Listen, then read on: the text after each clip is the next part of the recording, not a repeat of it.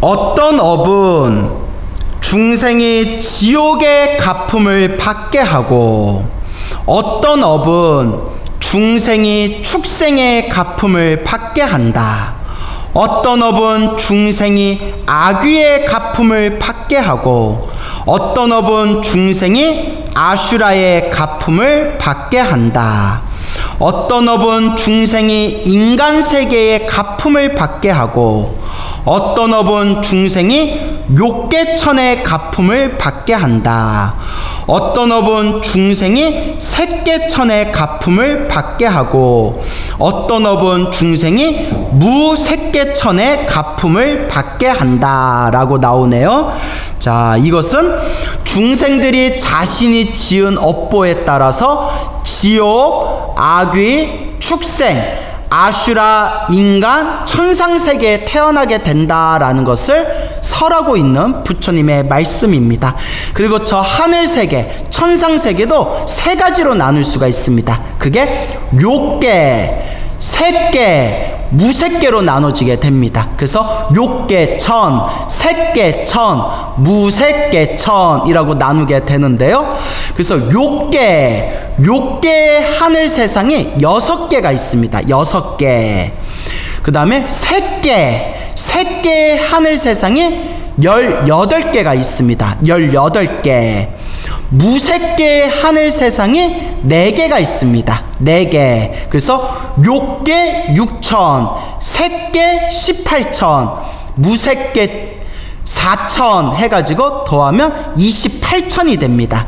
그래서 불교에서는 하늘 세계를, 하늘 세상을 28천, 28개의 하늘 세상이 있다라고 설하고 있습니다. 물론 이렇게 책마다 보면 한두 개 차이가 나는데 다만 우리 북방불교에서는 28천으로 정형화되어 있습니다. 28개의 하늘 세상이 있다.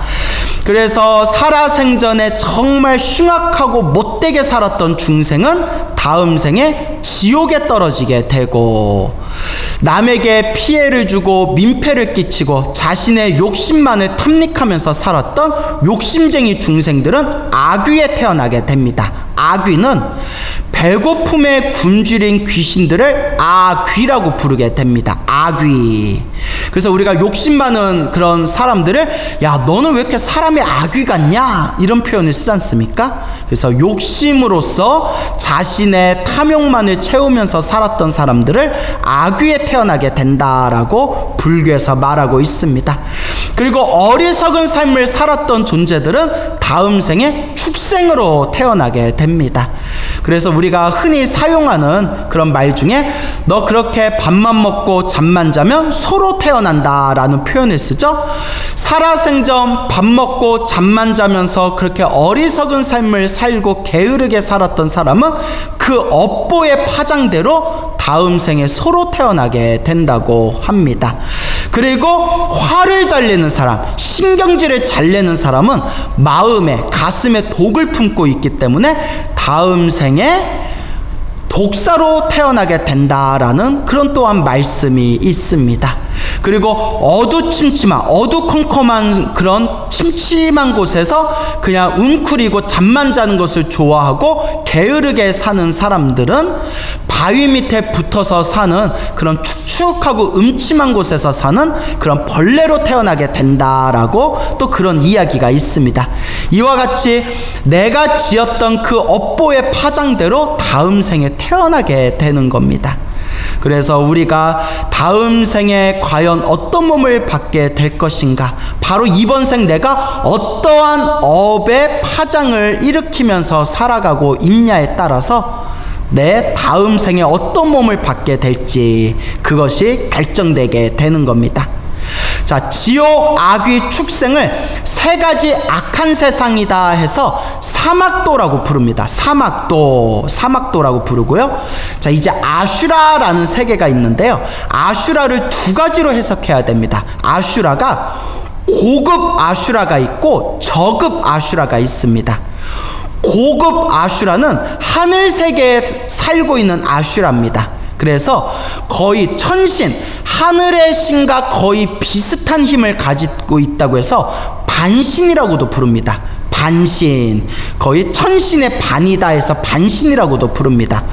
고급 아슈라들은 하늘 세계에 살고 있으면서 항상 좋은 음식을 먹으면서 그렇게 편안하게 살아가고 있는데 성격이 못되고 싸우기를 좋아해가지고 하늘 세계에 있는 천신, 저 도리천의 제서천왕과 자꾸 전쟁을 벌인다고 합니다. 항상 싸우고 지지고 볶고 그렇게 살아가는 존재들이기 때문에 아슈라를 싸움의 신이다라고 부르고 있습니다. 그리고 고급 아슈라 말고 저급 아슈라가 있는데, 저급 아슈라는 지상 혹은 지하에서 싸우고 있는 싸움의 귀신들을 뜻합니다. 싸움의 귀신. 그래서 저급 아슈라라고 부릅니다. 그래서 여러분, 아슈라가 고급 아슈라가 있고 저급 아슈라가 있는데, 자, 이때 경전을 볼 때 여러분들이 유념하셔야 됩니다. 어떤 경전에 보면 지옥, 악귀, 축생, 이걸 사막도라고 합니다. 여기까지는 이해가 가시죠? 그리고 아슈라, 인간, 천상을 삼선도라고 부릅니다. 세 가지의 착한 길이다. 그래서 삼선도, 삼악도라고 부릅니다. 이때 아슈라, 인간, 천상이라는 삼선도, 세 가지 착한 길의 아슈라는 하늘세계 아슈라, 고급 아슈라를 뜻하는 겁니다. 그리고 저급 아슈라를 말할 때에는 지옥, 악귀, 축생, 아슈라, 저급 아슈라 해서 사악취라고 부릅니다. 사악취. 그래서 사막도, 지옥, 악귀, 축생, 그리고 저급 아슈라까지 붙이면 사악취가 됩니다. 그리고 고급 아슈라를 포함했을 때는 고급 아슈라, 하늘의 세계에 살고 있는 고급 아슈라, 그 다음에 인간, 그 다음에 천상, 이 세 가지를 삼선도라고 합니다. 그래서 고급 아슈라와 저급 아슈라를 따로 구분해서 생각하셔야 됩니다. 제가 왜 이렇게 자세히 설명하냐면 예전에 어느 경전 공부를 하시던 불자님이 질문을 하시더라고요. 스님, 저희는 아슈라가 악한 세상, 그런 나쁜 싸움의 귀신이다라고 배웠는데 또 어떤 경전에 보니까 지옥, 악귀, 그리고 축생은 사막도고 아슈라, 인간, 천상은 삼선도다, 세 가지 착한 길이다 라고 하더라고요. 아슈라가 나쁜 쪽입니까 좋은 쪽입니까 라고 질문을 하신 적이 있었습니다. 그래서 제가 충분히 경전 공부하는 불자님들은 헷갈릴 만한 내용이구나, 그래서 이것을 명확하게 나눌 때 아슈라는 저급 아슈라, 싸움의 귀신으로 붙일 때는 지옥, 악귀, 축생, 아슈라, 사악취라고 부르고요. 그 다음에 고급 아슈라, 하늘세계에 살고 있는 고급 아슈라, 싸움의 신들은 아슈라, 인간, 천상을 묶어서 삼선도라고 부릅니다. 그래서 이 아슈라를 고급 아슈라로 붙이냐 저급 아슈라로 붙이냐에 따라서 내용이 조금씩 바뀌게 된다라는 것을 유념하면서 경전 공부를 하신다면 나중에 이런 비슷한 사례가 나왔을 때 아마 조금 덜 헷갈리시게 될 겁니다. 그래서 경전 공부가 어렵습니다. 왜냐하면 부처님의 경전이라는 게 문헌학적으로 봤을 때 부처님께서 세상을 떠나시고 처음에는 입에서 입으로 전해지다가 부처님께서 세상을 떠나시고 몇백 년이 지난 뒤에 비로소 문자로 기록이 되고, 문자로 기록된 것이 세상에 널리 퍼지다 보면서 여러 가지로 편집되어지거나 새로운 내용들이 덧붙여지기도 하고, 그리고 또 번역을 하는 과정에서, 다른 나라에 번역을 하는 과정에서 조금씩 내용들이 조금씩 달라지게 되는 그런 흐름들이 있습니다. 그래서 부처님의 경전을 공부하다 보면 여기서는 이렇게 얘기하고 저기서는 저렇게 이야기하고, 똑같은 단어, 똑같은 용어였는데 나라마다 번역할 때 조금씩 다르게 번역하다 보니까, 또 똑같은 나라에서 똑같은 단어를 번역했을 때 번역자에 따라서, 스님들 번역자에 따라서 서로 저마다 다르게 번역되다 보니까 경전 공부를 하면서 굉장히 헷갈릴 때가 있습니다. 평생 경전 공부하는 스님들도 새로운 경전을 볼 때 헷갈릴 때가 있는데 일반 불자님들은 얼마나 또 답답하시겠습니까? 그렇기 때문에 경전은 두루두루 골고루 보는 게 좋습니다. 너무 하나에만 집착하다 보면 그 경전의 우물한 개구리가 될 수 있습니다. 그래서 자기가 의지하는 경전 한두 가지를 딱 선택하시되 그 경전에 의지하면서 다른 경전들도 골고루 공부하는 그런 견문을 넓히는 불자가 되어야 된다라는 것을 명심하시기 바랍니다. 자, 그래서 이와 같이 그 중생들이 지옥에 있는 중생, 아귀, 축생, 아슈라, 인간, 천상도 여기에 욕계천이라고 나오죠. 욕계가 6개 하늘 세상이 있고요. 또 색계천이라고 나오죠. 색계가 18개 하늘 세상이 있고요.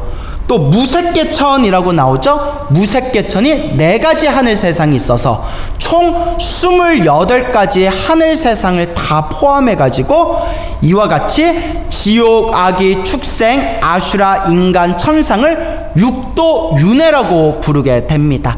6가지 세상을 수레바퀴와 같이 돌고 도는 세상이라는 뜻입니다.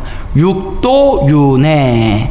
자, 그래서 우리 중생들은 시작 없는 옛적부터 도저히 인간의 의식으로는 헤아릴 수 없는 그 시작 없는 옛적부터 지금에 이르기까지 끊임없이 이 수레바퀴와 같은 윤회의 세상에서 온갖 업을 다 지으면서 지금까지 살아왔다고 합니다.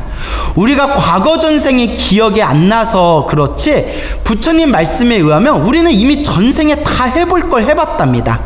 지옥에 떨어졌던 적도 있었고 축생으로 태어난 적도 있었고 사람으로 살아왔던 삶도 참으로 많았고 하늘색에 태어났던 적도 있었답니다. 그런데 전생을 기억하지 못하기 때문에 끊임없이 이번 생에 탐욕과 성냄과 어리석음에 물들어서 계속 윤회 세상 안에서 더 쾌락을 누리고 싶고 더 감각적인 즐거움을 누리고 싶고 더 무언가 세속적인 욕망을 누리고 싶어 하면서 이 윤회에서 벗어나지를 못하고 있는 거라고 합니다. 그래서 부처님께서 하신 말씀이 어떤 중생이 슬퍼서 눈물을 흘리고 있으니까 부처님께서 그 슬퍼하는 중생에게 이렇게 질문하십니다. 왜 그렇게 슬퍼하느냐? 그러니까 그 중생이 너무 슬퍼서 울고 있습니다. 부처님, 너무 슬픕니다. 눈물이 멈추질 않습니다. 제 인생을 살면서 이렇게 슬픈 적이 없었습니다 라고 했을 때 부처님께서 이렇게 말씀하십니다. 아니다. 너는 지금 이번 생에 내가 이렇게 슬픈 적이 없었다. 내가 이렇게 슬펐던 적이 없었다. 너무 슬퍼서 눈물이 멈추지를 않는다 라고 했는데 그대가 과거 전생에 사람으로 살아오면서 사람으로 살면서 흘렸던 눈물만 모아놓아도 이 세상에 있는 모든 바다보다도 눈물의 양이 많을 것이다 라고 법문을 하셨습니다. 우리가 시작 없는 옛적부터 사람으로 태어났던 삶만, 사람으로 태어났던 생애만 뽑아놓고 사람으로 살면서 흘렀던 눈물만 모아놔도 이 세상의 바닷물보다도 훨씬 더 눈물의 양이 많을 것이다. 그런데 그토록 슬퍼하고 그토록 괴로워하고 그토록 눈물을 흘렀는데도 아직도 이번 생에 정신을 차리지 못하고 윤회에서 벗어나겠다는 거룩한 마음을 일으키지 못한 채 아직도 우리 중생들은 다음 생에도 사람으로 태어나서 행복을 누리고 싶고 다음 세상에 하늘색에 태어나서 즐거움을 누리고 싶고 이번 생에 우리 가족, 내 새끼, 내 가족 잘 먹고 잘 살았으면 좋겠다라는 그런 마음으로만 아직도 살아가고 있다는 겁니다. 이게 바로 중생의 한계이죠. 그 중생의 한계를 부수는 게 바로 부처님의 불법, 부처님의 가르침이 되는 겁니다.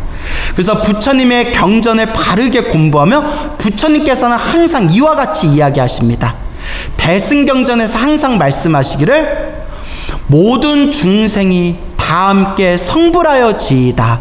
모든 중생의 성불, 모든 중생과 다 함께 깨달음을 얻는 것을 목표로 하여 불자로서 살아가라 라고 부처님께서 간곡하게 말씀하시고 계시는 겁니다.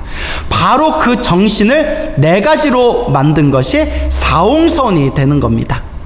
모든 중생을 다 건지겠습니다. 모든 번뇌를 다 끊겠습니다. 모든 법문을 다 배우겠습니다.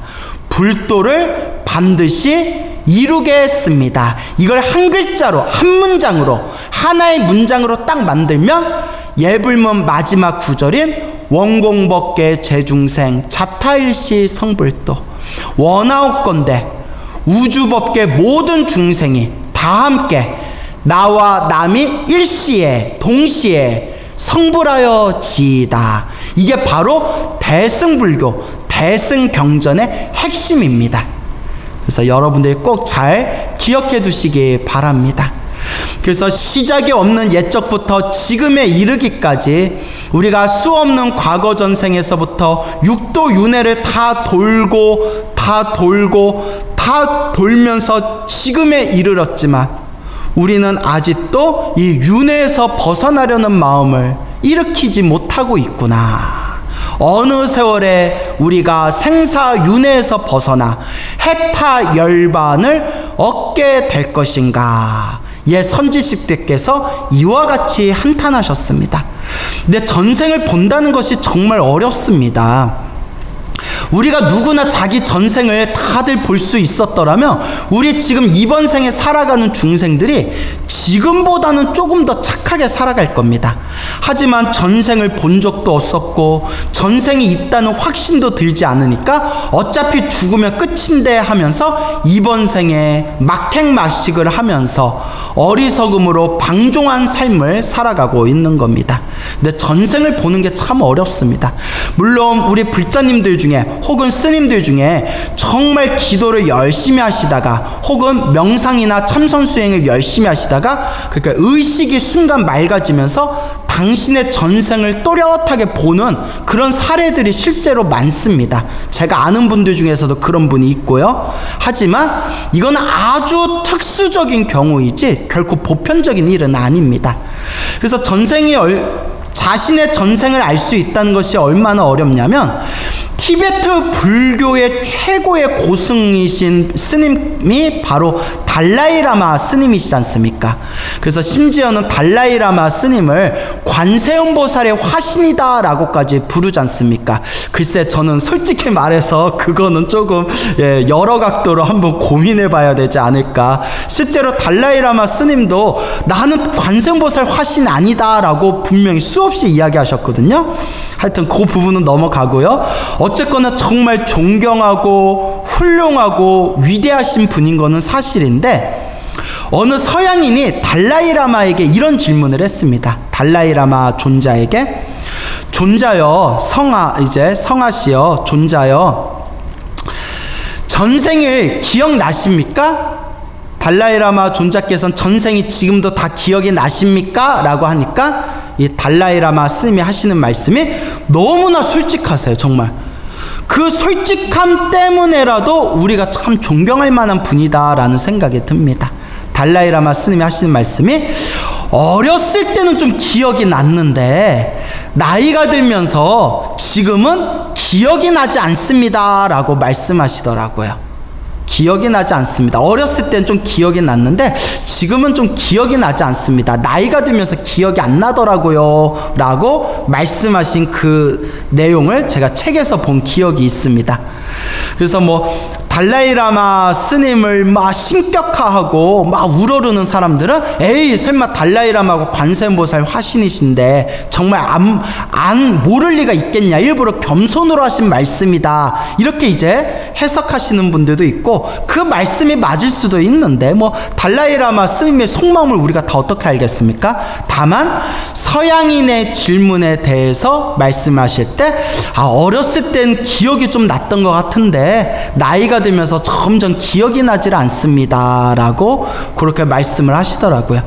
이 부분에서 제가 딱 지적하고 싶은 부분은 이렇게 자신의 전생을 보거나 안다는 것이 어렵구나라는 것을 강조하고 싶어서 드린 말씀입니다. 달라이라마 스님처럼 평생을 수행하시고 지혜와 자비를 닦으신 분조차도 자신의 전생을 훤하게 꿰뚫어 보기가 쉬운 게 아닌가 보구나. 물론 불교에서는 그 전생 보는 것을 중요하게 여기지가 않습니다. 만약에 전생을 보는 것이 불교의 중요한 핵심이라면 아마 우리 스님들도 전생 보는 수행을 따로 닦았을 겁니다. 실제로 이렇게 불교의 가르침을 살펴보면 전생을 찾아보는 수행법이 있기는 있습니다. 명상, 선정의 힘을 이용해서 자신의 전생을 이렇게 꿰뚫어 보는 수행법이 있기는 하는데 그걸 닦는 분들이 별로 없습니다. 왜냐? 이게 불교의 위대함입니다. 이번 생도 제대로 못 살면서 전생을 보면 뭐하고 다음 생을 보면 뭐하냐? 이건 불교의 매력입니다. 지금 이 순간입니다. 지금 이 순간 제대로 닦지도 못하면서 전생을 보면 뭐 할 것이고 다음 생을 알면 뭐 할 것이냐. 지금 이 순간 내가 어떻게 살아가냐에 따라서 전생에 지었던 나쁜 업은 소멸하게 되고 다음 생에 더 좋은 그런 공덕의 길이 펼쳐지게 될 텐데 오직 이 순간뿐이지 전생을 굳이 봐서 뭐 하느냐. 억지로 전생을 보려고 하는 그 마음도 사실은 망상이다라고 불교에서는 가르치고 있습니다. 이게 바로 불교의 매력이죠. 결국 불교의 가장 중요한 핵심은 바로 요 마음 닦는 거. 여러분들이 업보차별경을 배우는 것도 내가 짓는 선업과 내가 짓는 악업이 어떻게 나에게 결과를 미치게 될 것인지를 명확하게 이해하고 마음을 더 잘 닦으라는 뜻에서 이 업보차별경을 배우는 겁니다. 그래서 여러분들 항상 내 마음을 닦는 게 불법의 핵심이고 무언가 신비한 것을 이루는 것, 신비한 체험을 하는 게 불교의 본질은 아니다라는 것을 마음에 잘 되새기시길 바랍니다. 다음에 읽어보겠습니다. 어떤 업은 중생이 결정된 가품을 받게 하고 어떤 업은 중생이 결정되지 않은 가품을 받게 한다. 이거 아주 중요한 얘기입니다. 결정이라고 돼 있죠. 결정된 거. 이미 결정된 거. 즉 중생이 업을 지었을 때 내가 지은 그 업보가 반드시 받을 수밖에 없는 것은 결정된 업이라고 하고요. 받을 수도 있고 안 받을 수도 있는 업은 결정되지 않은 업이라고 부릅니다. 자, 아시겠죠? 내가 지은 업보는 무조건 내가 받는 게 아니라 결정된 업보도 있고 결정되지 않은 업보도 있다고 합니다. 그런 부분은 이제 뒤에서 배우시게 될 겁니다. 그래서 결정된 업은 피할 수가 없다고 합니다. 그래서 부처님께서도 모든 지혜와 자비와 신통과 공덕을 갖추신 이 부처님께서도 어찌할 수 없는 것 중에 하나가 정업난면, 결정된 업은 바꿀 수가 없다라는 그런 말씀이 불교에 있습니다. 결정된 업은 바꿀 수가 없다. 그래서 여러분, 석가모니 부처님께서 위대한 신통력을 갖추고 있었음에도 불구하고 석가족이 멸망하는 것은 끝내 막지를 못하셨습니다. 막지를 않으셨건 막지를 못하셨건 어쨌거나 석가족은 멸망했습니다. 그때 부처님께서 하시는 말씀이 신통의 힘으로 석가족의 멸망을 늦출 수는 있지만 막지는 못한다. 왜냐? 석가족이 받아야 할 업이었기 때문이다. 이게 바로 결정된 업이죠.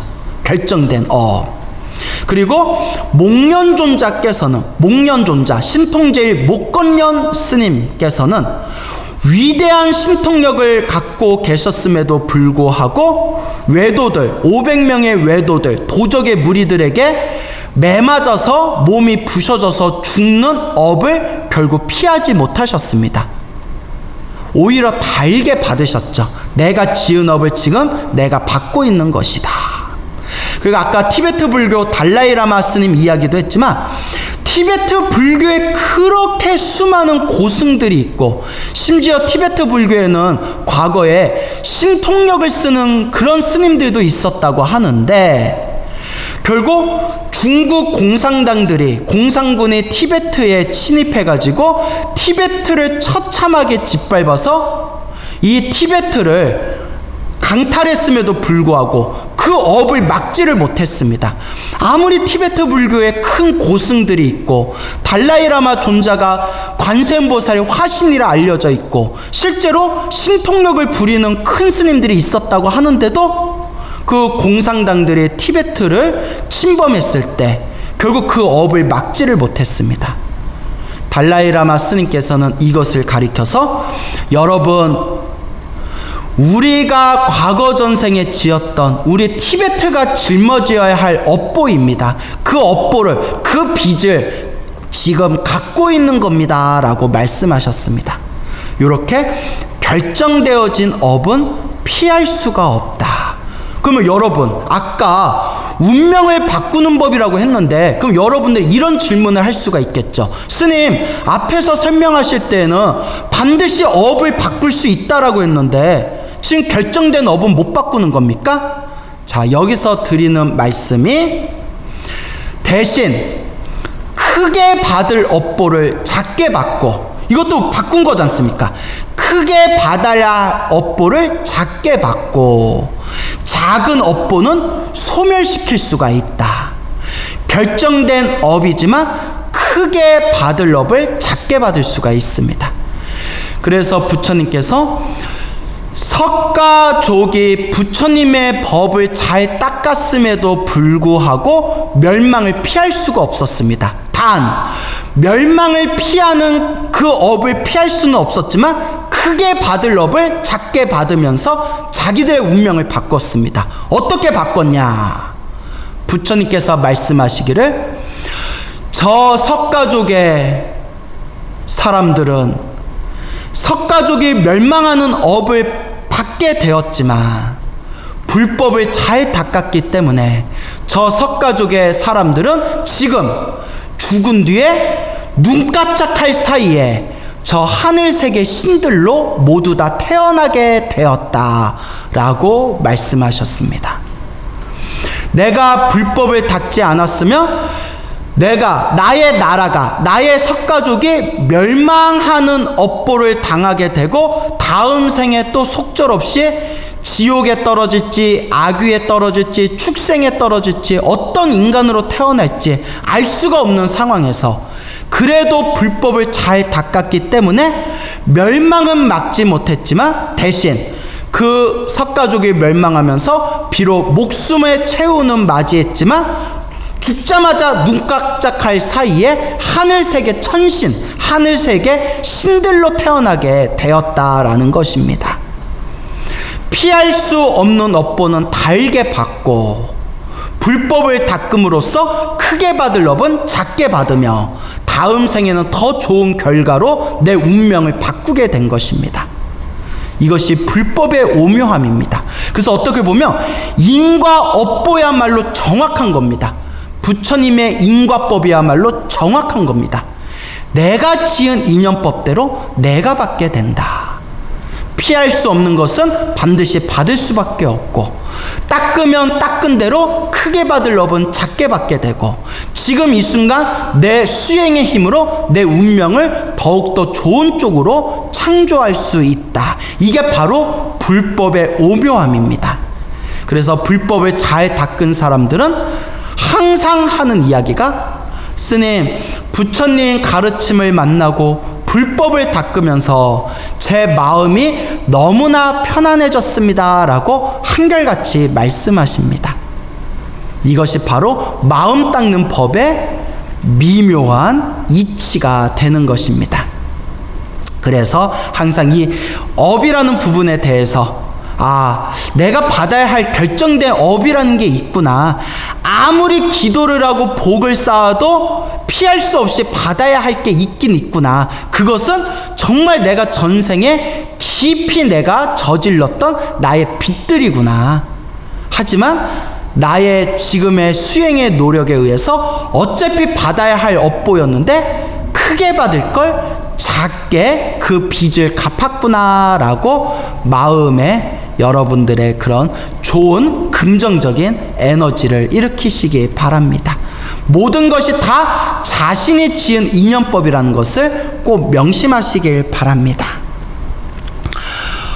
어떤 업은 중생이 변방에 나는 가품을 받게 하고 어떤 업은 중생이 중앙에 나는 가품을 받게 한다.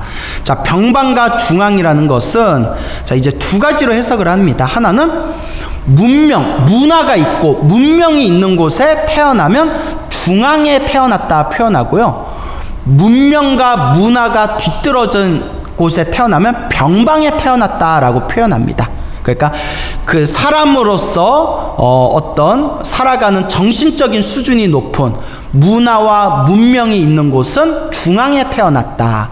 사람으로서 그런 어떤 풍요로운 정신적인 그런 문화나 혹은 문명이 없는 곳은 병방에 태어났다라고 표현하고요. 그리고 이걸 또 옛 큰 스님들은 뭐라고 표현하셨냐면 부처님 법이 있는 곳에 태어나면 중앙에 태어난 거고 부처님 법이 없는 곳에 태어나면 변방에 태어난 것이다. 또 이렇게 해석하기도 합니다.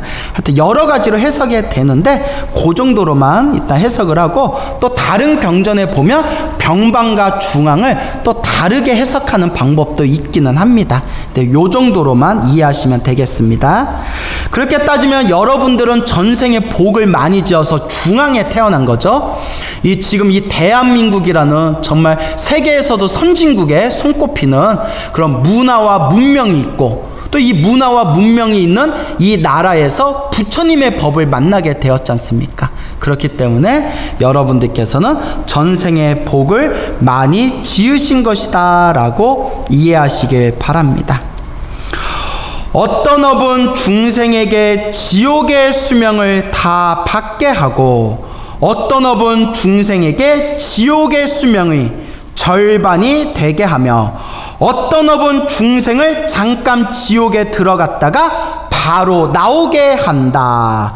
우리 중생들 입장에선 반가운 소식이죠. 어떤 중생은 지옥에 떨어지며 지옥에서 자기가 지은 업보대로 꽉 채워야 되고 어떤 중생은 절반만 채우면 되고 어떤 중생은 지옥에 떨어지긴 떨어졌는데 바로 지옥에서 탈출한답니다. 이것이 바로 아까 얘기한 크게 받을 업을 작게 받게 된다.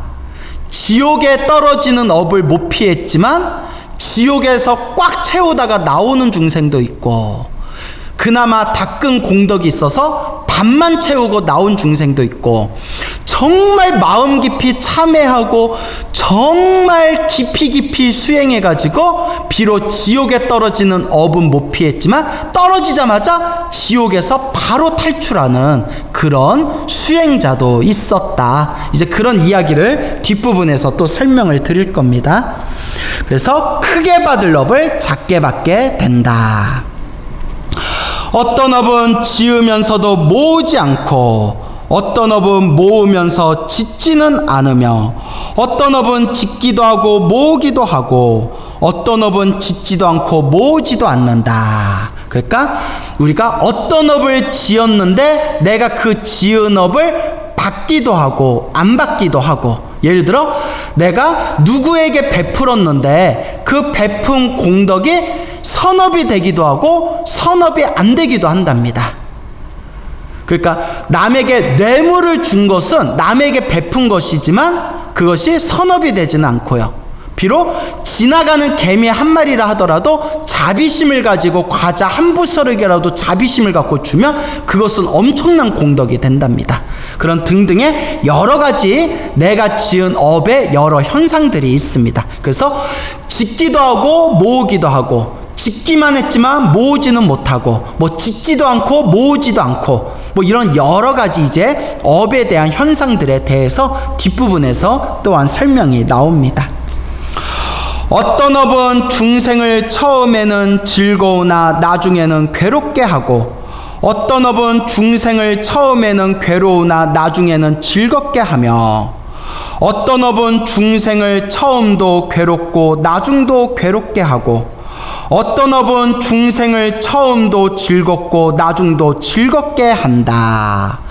이걸 쉽게 얘기하면 똑같이 사람으로 태어났는데 초년운은 좋은데 중년, 말년운이 안 좋은 사람이 있고 초년운은 안 좋았는데 중년, 말년운은 좋은 사람이 있고 초년, 중년, 말년도 좋은 사람이 있고 정말 업보가 두꺼운 사람들은 초년, 중년, 망년 항상 고생하는 업보도 있습니다.